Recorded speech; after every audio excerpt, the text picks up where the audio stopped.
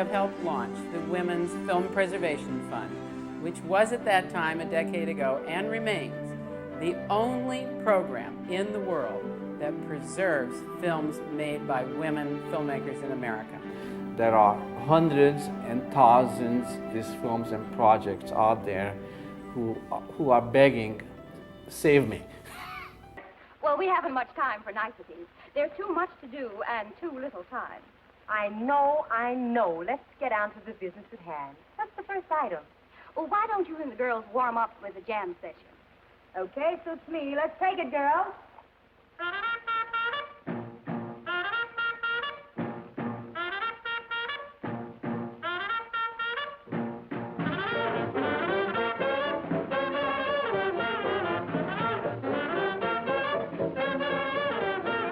I didn't even remember this film, but I'm enormously impressed by this evening and the people who made it possible, and the struggles of people like Bill Alexander. Because, as one advantage of getting to be older, you know, you can look back, and you can recognize the importance of the work that all the people who worked in this business, but before you came along.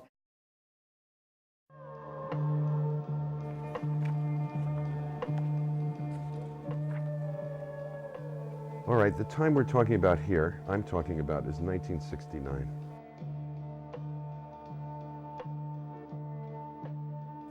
Out of nowhere, a man turned up on the Columbia campus and started causing a stir. When the bearded, somewhat disheveled mystery man sat down beside me, I shook hands with the legendary forgotten novelist H.L. Holmes. By his own account, he'd been forced to stop writing for physical reasons, not by choice.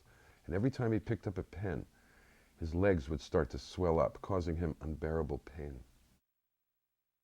The man talked a blue streak, chewing our ears off with a monologue that resembled nothing I had ever heard before.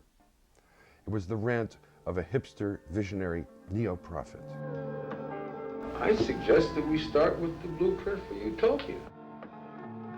We've gotten into the pernicious habit of dismissing utopia as impractical.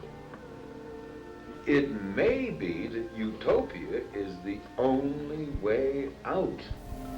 Democrats want this bill passed. Conservative, pro-life Republicans want this bill passed. By large margins, the American people want this bill passed. It's only the White House right now that's standing in the way of progress. Across the country, in California, patients and their families, frustrated with the federal stem cell policy, banded together to put stem cells on the ballot. It was 2004, an election year. The initiative, called Proposition 71, authorized California to spend $3 billion for stem cell research, far surpassing the amount of money spent by any country in the world. California was to be the epicenter of progress. These hills would be fun. We've traveled to San Francisco to meet Bob Klein, a real estate developer who ran the Prop 71 campaign. The blacklist lasted for me for 12 years. Part of it, I feel like a victim, and the other part of it, and both are very strong.